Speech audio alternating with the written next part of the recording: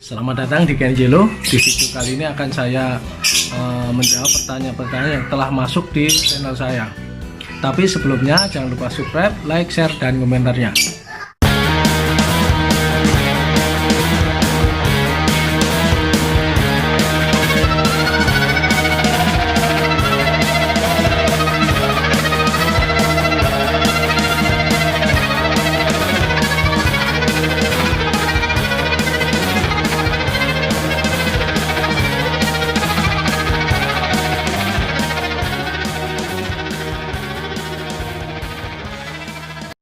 Oke, di video kali ini akan saya jawab pertanyaan-pertanyaan yang telah masuk ke channel saya. Yang paling banyak ditanyakan adalah masalah batas usia untuk daftar TNI. Jadi untuk daftar TNI, baik itu TNI Angkatan Darat, Angkatan Laut maupun Angkatan Udara, itu sama, batas minimalnya itu 17 tahun 9 bulan dan batas maksimalnya itu 22 tahun saat buka pendidikan. Nah, maksudnya begini, jika adik-adik itu mau daftar TNI, seumpama sekarang Angkatan Laut dibuka pendidikannya tanggal 10 April 2021. Nah, adik-adik yang udah berumur 17 tahun 9 bulan di 10 April 2001 silahkan. Nah, silahkan, itu udah memenuhi syarat. Tapi kalau belum, nunggu untuk tahun-tahun berikutnya. Jadi maksudnya gitu. Jadi saat buka pendidikan itu umurnya udah mencapai 17 tahun 9 bulan. Tapi saat pendaftaran kalau belum mencapai 17 tahun 9 bulan itu tidak masalah. Tapi yang di persyaratan adalah 17 tahun 9 bulan saat buka pendidikan. Jadi gitu. Untuk batas maksimalnya 22 tahun saat buka pendidikan. Maksudnya umur itu tidak boleh melebihi 22 tahun saat buka pendidikan. Itu maupun lebih 10 hari, 20 hari ataupun sampai sebulan malah tidak boleh. Jadi seumpama dibukanya tanggal 10 April 2021 pendidikannya, kalau memang kita untuk tanggal 22 tahunnya di tanggal 5 April itu udah lewat 5 hari. Tapi untuk saran saya, kalau masih lewat 5 hari ataupun lewat sampai 10 hari, silahkan daftar. Siapa tahu ada kompensasi tersendiri.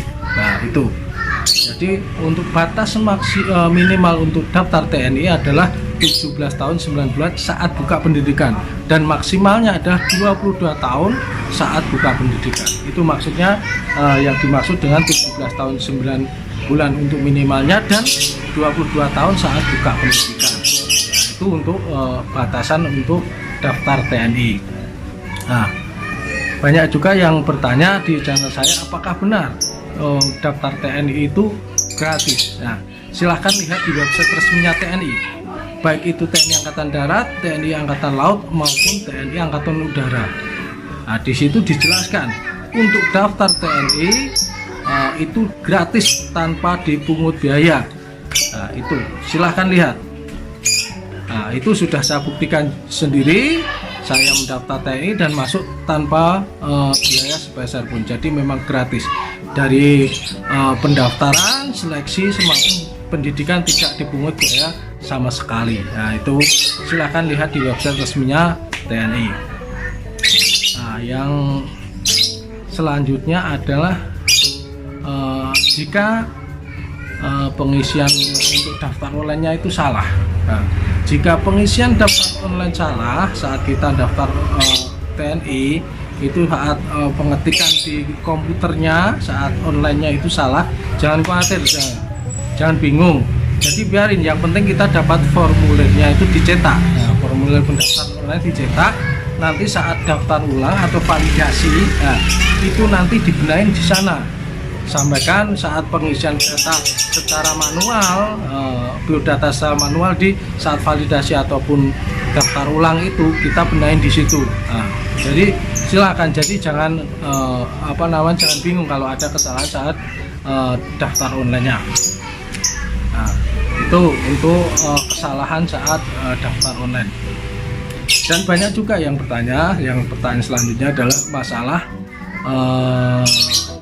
surat-surat apa saja untuk yang dilegalisir untuk daftar TNI. Nah, daftar TNI itu banyak surat-surat yang dibutuhkan seperti akte kelahiran, KTP calon, KTP orang tua, kartu keluarga, ijazah, SKHUN, rapot, akte kawin orang tua, akte kematian kalau orang tuanya meninggal, SKCK ataupun SKBD, surat keterangan bersih diri. Nah, jadi surat-surat itu kalau waktu mencari itu setelah cari langsung di fotokopi dan langsung dilegalisir. Nah, contohnya untuk akte kelahiran, untuk KK, untuk KTP kita atau KTP orang tua atau wali, lah itu dilegalisirnya itu di Dukcapil setempat. Saya ingatkan, untuk akte kelahiran, KTP dan juga KK itu dilegalisir di Dukcapil setempat. Nah, sekarang ada juga Dukcapil yang tidak mau legalisir karena udah program pemerintah bahwa udah ada barcode.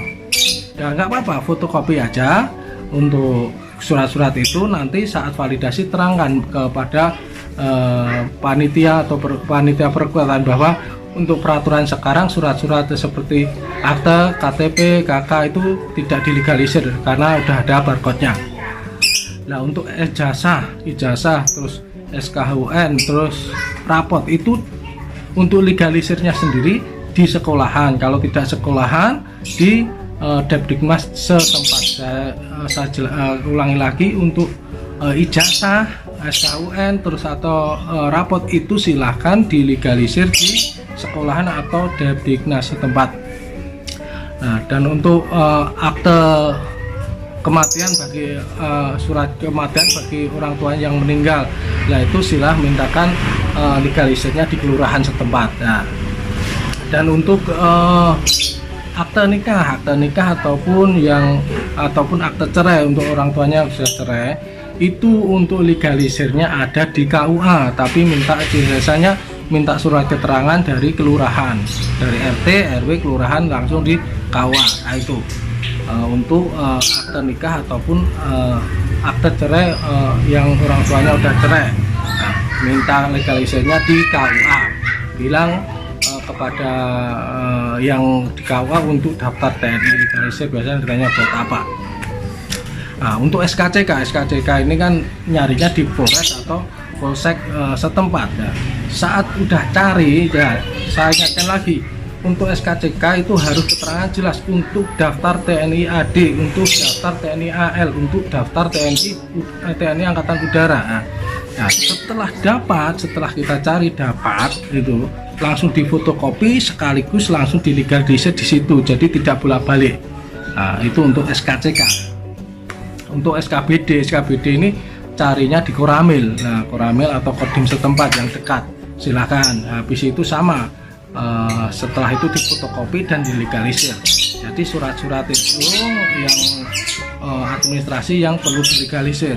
Saya ingatkan lagi, jadi semua persyaratan untuk surat-surat sudah diterangkan di website resminya harus dilegalisir. Nah, itu pertanyaan-pertanyaan yang sering muncul di channel saya. Semoga bermanfaat. Jadi kalau ada pertanyaan silahkan tulis di kolom komentar, sebisa mungkin nanti akan saya jawab.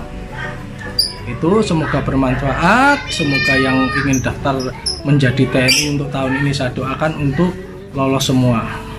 Tetap berusaha, tetap semangat, tetap optimis, tetap berlatih, gapai cita-cita.